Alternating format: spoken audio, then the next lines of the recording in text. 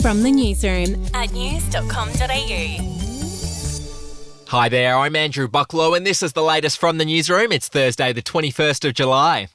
Well, Anthony Albanese has commented on those surprising comments that Scott Morrison made at a Pentecostal church on the weekend. If you missed it, here's what Mr Morrison had to say to churchgoers. God's kingdom will come. It is in his hands. We trust in him.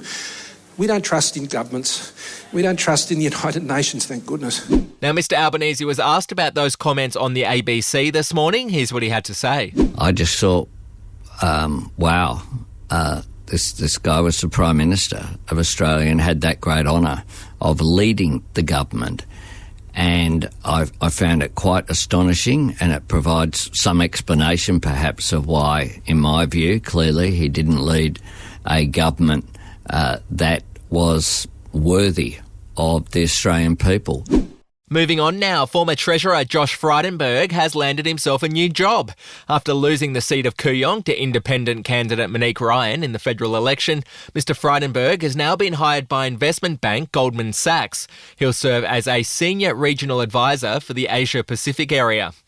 To the US now, President Joe Biden is famous for gaffes and he's now made another one. During a speech about the climate crisis, he told the crowd that he has cancer. You had to put on your windshield wipers to get literally the oil slick off the window. That's why I and so damn many other people I grew up have cancer. The White House later clarified that Mr Biden did have non-melanoma skin cancer before taking office last year. To sport now, it looks like Novak Djokovic won't be playing in the US Open next month due to the fact that he's unvaccinated. The tournament has released a statement saying it will respect the US government's position regarding travel into the country for unvaccinated non-US citizens. The US requires all foreigners to have had the jab. To showbiz news, it's been revealed that Keanu Reeves wasn't the first choice to play John Wick. The role was originally written for a 75-year-old actor. The writer said he intended for either Clint Eastwood or Harrison Ford to play the assassin. And finally, Kiss FM radio star Jackie O has opened up about an awkward moment with Aussie actor Michael Caton, who's best known for The Castle.